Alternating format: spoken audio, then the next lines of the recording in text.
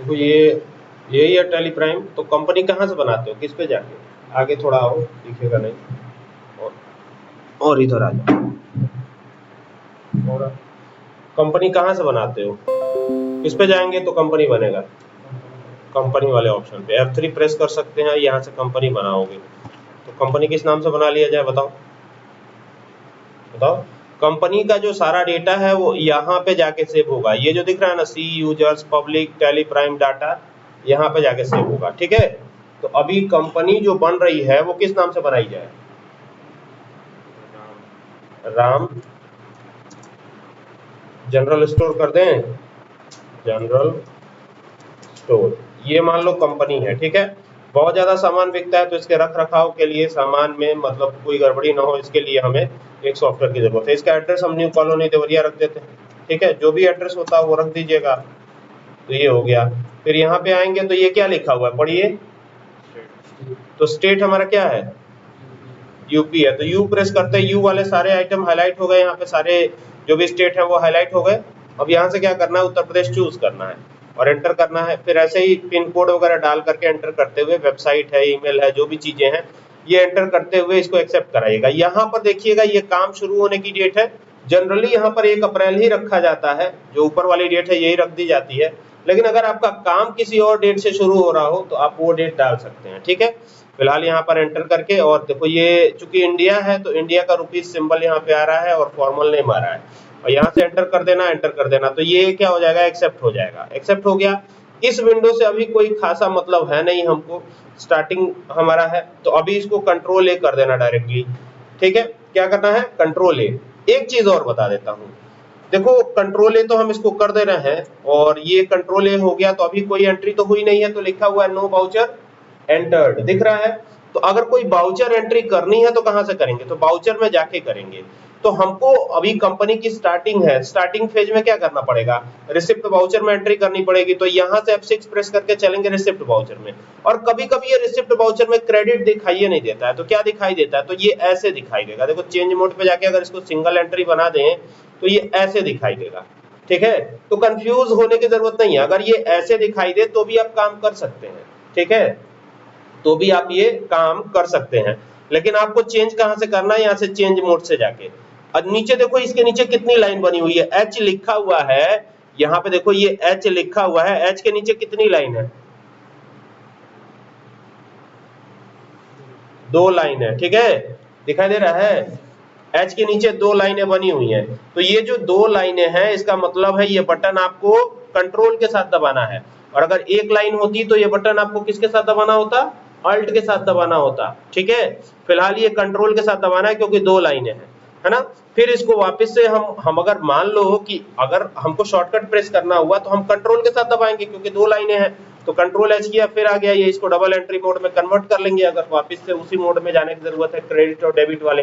तो हमने बताया था कि कंपनी की स्टार्टिंग होगी तो स्टार्ट करने में जो पैसा लगाया जाएगा उसे क्या कहेंगे, कैपिटल बोलेंगे। क्या बोलेंगे, कैपिटल। तो अभी हमारे पास यहाँ कैपिटल दिख रहा है, कैपिटल का लेजर दिख रहा है, नहीं दिख रहा है, हमको बनाना पड़ेगा। बनाने के लिए ये ऑप्शन है क्रिएट, यहाँ पे देखिए क्रिएट लिखा हुआ है, यहाँ पे जाएंगे और यहाँ लिख देंगे कैपिटल, कैपिटल अकाउंट, A/C कर देंगे, एंटर कर देंगे, एंटर कर देंगे। यहाँ पे कैपिटल अकाउंट आ रहा है तो बस यहाँ पे कैपिटल अकाउंट रहने दीजिए, एंटर करके इसको एक्सेप्ट करा लीजिए। इस तरीके से ये एक्सेप्ट हो गया। अब कितना कैपिटल आपने डाला है अपनी कंपनी में, कितना डाला बताइए, 90,000 रुपया कैपिटल आपने कंपनी में इन्वेस्ट कर दिया, और ये कैश में किया। कभी कभी बैंक होता है तो बैंक वाली एंट्री भी मैं समझा चुका हूँ। एंटर कर दीजिए, एंटर कर दीजिए, और कैपिटल इन्वेस्टेड यहाँ पे डाल दीजिए। कैपिटल ये नरेशन है, जो एंट्री होती है वही लिख दिया जाता है इसमें, capital invested, invested in business, BUSINESS। तो ये हो गया कैपिटल इन्वेस्टेड इन बिजनेस, ये लिख करके और एंटर कर देंगे। अब यहाँ पर ये मामला फंसेगा, यहाँ पे जैसे इसको एक्सेप्ट कराने के लिए जाते हैं तो ये क्या कह रहा है, पढ़िए, डाटा है, हाँ, बिलो, बिलो मैंने होता है नीचे, पीछे। तो पहले वाली डेट आप नहीं रख सकते अभी। फिर यहाँ पर देखिए क्या है, 1 अप्रैल 2026, और यहाँ पे क्या दिख रहा है, ऊपर देखिए ये ऊपर पूरा हाईलाइट तो नहीं है, लेकिन क्या दिख रहा है यहाँ 31 मई मार्च है, 31 मार्च है, मई नहीं है। ठीक है, तो इसको पहले सही करना पड़ेगा। तो F2 प्रेस करके यहाँ पे डालेंगे, भले ही 1/4/2026 दिख रहा है, लेकिन यहाँ पे टाइप कीजिए 1/4/2026 दोबारा से। ये टाइप किया, अभी भी ये नहीं हो रहा है, तो हमको क्या करना पड़ेगा, यहाँ से बाहर आना पड़ेगा। मैंने आपको कंपनी ऑलरेडी दिखा दिया है, कंपनी में कहाँ दिक्कत थी। कंपनी में अगर दिक्कत होती तो हमने कंपनी में ऑलरेडी सारा डेट सही डाला था, तो अल्टर कंपनी करेंगे। तो देखिए 1 अप्रैल 2026 यहाँ भी, 1 अप्रैल 2026 यहाँ भी, देखिए दोनों सही है, तो ये इसमें तो कोई गड़बड़ी है नहीं।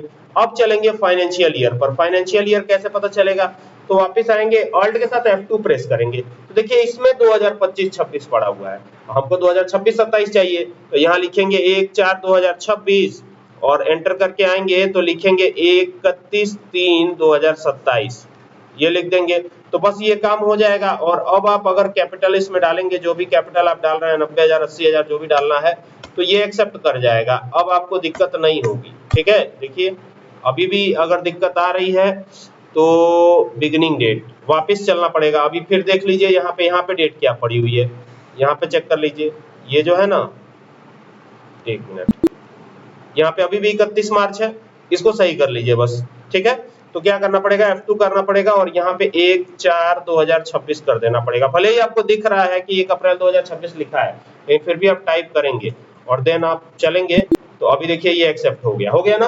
तो ये अगर दिक्कत ऐसे आएगी तो कभी भी इसको ऐसे ही सॉल्व करिएगा, ठीक ना, समझ में आ गया। अब ये तो हो गई पहली एंट्री जो आप लोग सीख चुके हैं ऑलरेडी, लेकिन अब हमको ना जो एंट्री करनी है वो सामान खरीद कर लाएंगे। क्या लाएंगे, सामान। भाई ऐसा तो है नहीं कि हमारे यहाँ टॉफी बनता है, बिस्कुट बनता है, किटकैट बनता है, डेयरी मिल्क हमारे घर में बनता है, हम तो local, we are the local supplier, और हमको होलसेलर से परचेज करना पड़ेगा। सोयाबीन ऑयल हम घर पे थोड़ी ना बनाते हैं, हम जो है सोयाबीन घर पे बनाते हैं क्या, नहीं, हम घर पे नहीं बनाते। आशीर्वाद आटा हमारे घर पे बनता है, नहीं, हम परचेज करके लाते हैं, और परचेज करके लाते हैं तो फिर सेल करते हैं। तो जिस होलसेलर से परचेज करके लाएंगे वो हमको एक बिल देगा, और उस बिल की एंट्री हमको करनी है कहां पर, परचेज वाउचर में। कहां पे करनी है, परचेज वाउचर में। तो यहां से चलिए परचेज वाउचर में, ये परचेज है, यहाँ पे आइए और यहाँ पे ये आप डाल देंगे, यहाँ पे सप्लायर इनवॉइस नंबर एंटर करेंगे, यहाँ पे आएंगे। ठीक है, और यहाँ पे आने के बाद ये अगर आप कैश में करना चाहें तो कैश कर सकते हैं, अदरवाइज यहाँ पार्टी का नाम आएगा। तो फिलहाल अगर मान लीजिए कि बिल पे पार्टी का नाम ही दिया गया हो तो क्या करेंगे, तो अल्ट के साथ C प्रेस करेंगे और पार्टी का नाम यहाँ एंटर कर देंगे। जैसे मान लीजिए मिस्टर सप्लायर, SUPPLIER, सप्लायर 1, ये लिख दिया हमने, मिस्टर सप्लायर 1। तो अब मिस्टर सप्लायर 1 की जगह पार्टी का नाम हो सकता है, मैंने ऐसे ही नाम सप्लायर 1 दे दिया। ठीक है, सप्लायर ग्रुप का जो सप्लायर का जो ग्रुप होता है वो क्या होता है, बताओ तो, कल बताए थे हम, सप्लायर का ग्रुप क्या होता है, सप्लायर का ग्रुप क्या होता है, कल बताए थे। ये सप्लायर पार्टी है तो इसका ग्रुप क्या होगा, अभी मारेंगे दिमाग सही हो जाएगा। सप्लायर का ग्रुप होता है सन्ड्री क्रेडिटर। क्या होता है, सन्ड्री क्रेडिटर। तो देखो इसमें सन्ड्री क्रेडिटर कहीं आ रहा है, कौन से नंबर पे आ रहा है, देखो तो, चौथे नंबर, तेज बोलो, कौन से नंबर पे, चौथे नंबर पे है। तो ये चौथे नंबर पे है, तो यहाँ पे चौथे नंबर पे जा करके और एंटर कर देना। तो ये सन्ड्री क्रेडिटर हो गया। यहाँ पे ये देखना जरूरी है, ये maintain balance bill bye bill, ये ऑप्शन यस रहना चाहिए। ठीक है, बाकी छोड़ दीजिए, बाकी आगे बताया जाएगा। बाकी ये हो गया, सप्लायर का एड्रेस चाहे तो मेंशन कर सकते हैं, अदरवाइज इसको भी स्किप कर दीजिए, आगे बढ़ जाइए। बाकी सप्लायर का जो पैन नंबर है, GSTIN है, GSTIN समझते हैं ना, goods and supplier, goods and service tax होता है, सर्विस टैक्स नंबर होता है, उसे ही GSTIN कहते हैं। तो वो सप्लायर का अपना होता है, तो वो नंबर अगर है तो डाल देंगे इसमें। फिलहाल हम अभी नहीं डाल रहे हैं क्योंकि हमारे पास अवेलेबल नहीं है। तो ये हो गया। यहाँ पर क्या करना है ना कि देखिए ये सामान जो आएगा, जो सामान आप परचेज किए हैं सप्लायर से, वो किस चीज से आएगा, क्या वो किसी पिकअप से आएगा, बहुत सारा सामान है, क्या वो किसी पिकअप से आएगा, किससे आएगा, तो उस गाड़ी का नंबर वगैरह यहाँ पे आता है। जैसे रिसिप्ट नंबर, अगर वो नहीं रहेगा सप्लायर इनवॉइस नंबर, तो कहीं दूर से अगर गाड़ी आ रही है तो ट्रैफिक पुलिस वाला चालान कर सकता है आपका, तो वो होना जरूरी है। ठीक ना, उसे बोलते हैं ई वे बिल। ई वे बिल में इन सब की जरूरत पड़ती है। फिलहाल ई वे बिल वाला ऑप्शन अभी सिखाया नहीं है, लेकिन याद रखिएगा ई वे बिल अगर नहीं है आपके पास तो पुलिस कभी भी आपका चालान कर सकती है। ठीक है, सामान लेके कहीं जा रहे हैं एक स्टेट से दूसरे स्टेट, तो पुलिस चालान कर देती है। फिलहाल इसमें भरना रहेगा आपको, अभी भर नहीं रहा मैं, ऐसे ही समझा रहा हूँ। यहाँ पर आपको GSTIN डालना पड़ेगा सप्लायर का, तो फिलहाल अभी है नहीं, तो अभी स्किप रखते हैं इसको। GSTIN अभी आपने समझा ही नहीं है। यहाँ पे क्या करना है बोलो, क्यों नहीं बोल रहे हो? परचेज का लेजर आएगा, बना है, दिख रहा है यहाँ साइड में, तो एंटर कर देना और यहाँ लिख देना परचेज अकाउंट A/C, हो गया। और यहाँ ग्रुप क्या आएगा? हाँ हाँ हाँ हाँ, तो ये हो गया परचेज। पी प्रेस करते ही परचेज आ जाएगा, एंटर कर दोगे और इसको एक्सेप्ट करा लोगे, हो गया एक्सेप्ट। अब यहाँ पे क्या आएगा? Name of item. Name of item क्या होता है? जो भी सामान आप परचेज कर रहे हो, जैसे मान लो कि तुम्हारी शॉप है, जनरल स्टोर है, तो जैसे मान लो आपने परचेज किया क्या? आशीर्वाद आटा, ये आशीर्वाद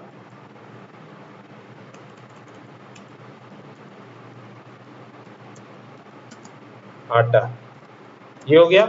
अब एंटर कर दिया, एंटर कर दिया, एंटर कर दिया। अब यहाँ पे देखो यूनिट नहीं बनाओगे तो सीधा मूव कर जाएगा लास्ट वाले में, यहीं पे यूनिट बनाना जरूरी है। आटा किस में बिकता है? किलो में, तो लीटर में तो बिकेगा नहीं।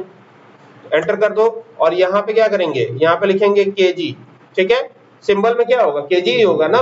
और यहाँ पे क्या आएगा? फॉर्मल नेम किलोग्राम, किलो लिख दो, किलो, हो गया। एंटर कर दिया। अब यहाँ पे यूक्यूसी कोड मिलता है। यूक्यूसी कोड का मतलब होता है यूनिट क्वांटिटी कोड।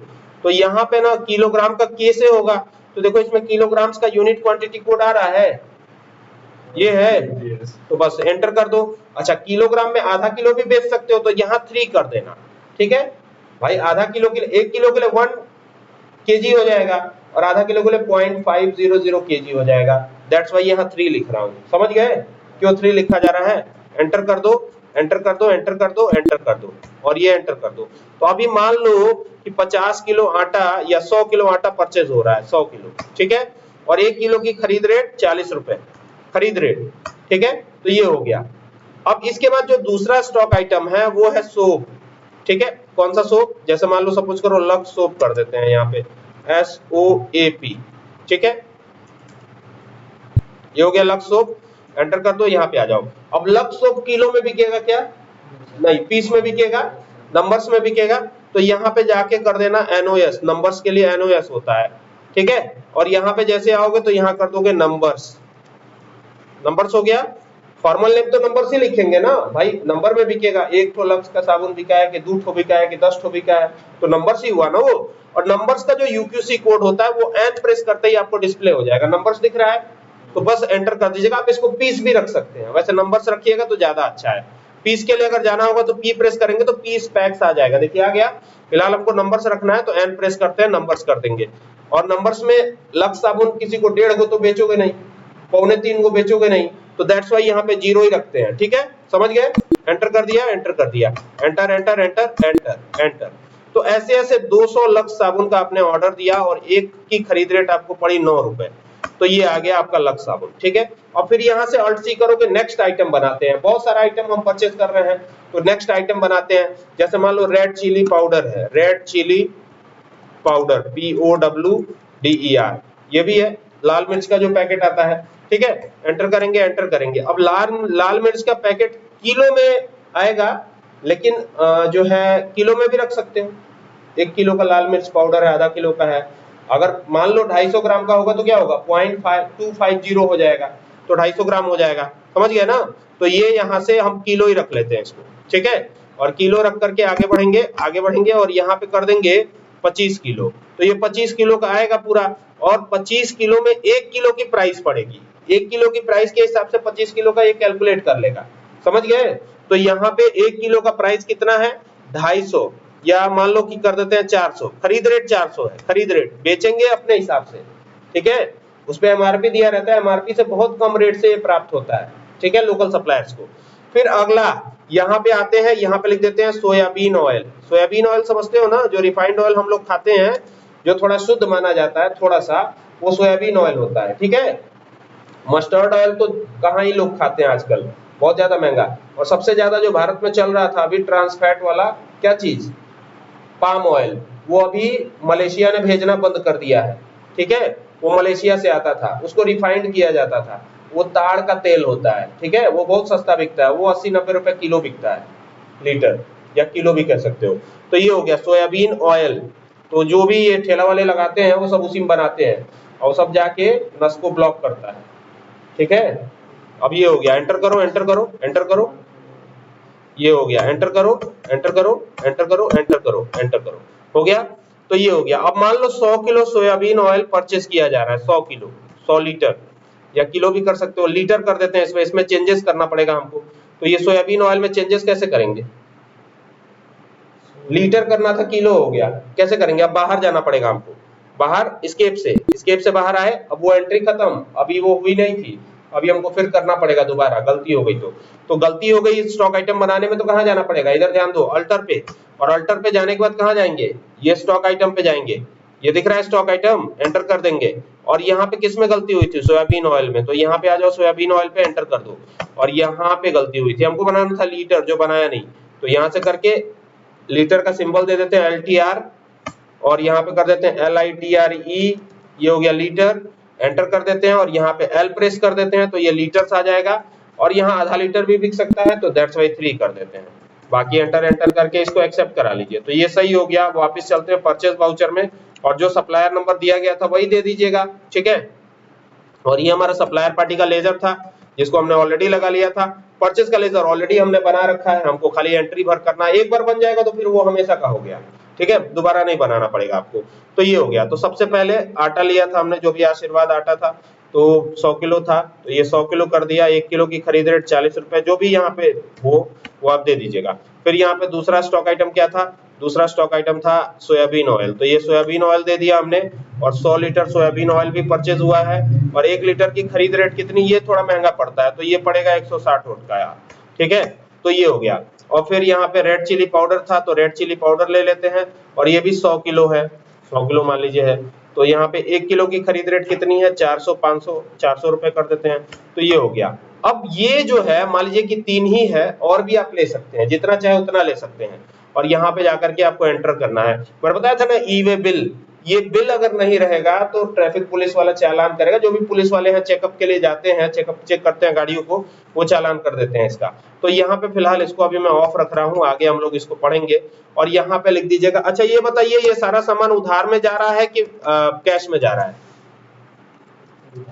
उधार में जा रहा है, क्यों, क्योंकि यहाँ पे पार्टी का नाम आया है मिस्टर सप्लायर 1, ठीक ना। यहाँ पे लिख दीजिएगा the goods have been purchased, और परचेज्ड और कैसे जा रहा है, उधार में, ऑन क्रेडिट, क्या लिख देंगे, ऑन क्रेडिट, ये फिगर बनेगा, ठीक ना। इसको बना लीजिएगा कि परचेज में एंट्री कैसे पास करनी है, इसको एंटर करके और एक्सेप्ट करा लिया। अब जब इसका बिल देखेंगे हम, तो यहाँ से बाहर आएंगे, और यहाँ से बाहर आकर के यहाँ पे के प्रेस करेंगे, और के प्रेस करने के बाद यहाँ से आएंगे, तो देखिए ये इसका बिल है, अल्ट के साथ पी प्रेस कीजिएगा, शॉर्टकट की क्या है, प्रिंट करने की, अल्ट के साथ पी, और यहाँ पे जब आइएगा तो ये बिल ऐसा दिखेगा, और ऐसा ही बिल आपको जनरेट होकर मिलता है, ठीक है। देखिए यही बिल मिलेगा आपको जिसमें पूरी डिटेल दी गई हो, ठीक ना, समझ में आ गया। ये एक एक का पूरा डायग्राम बना लीजिए ताकि ये भूले ना, ठीक ना, बड़ा लंबा हो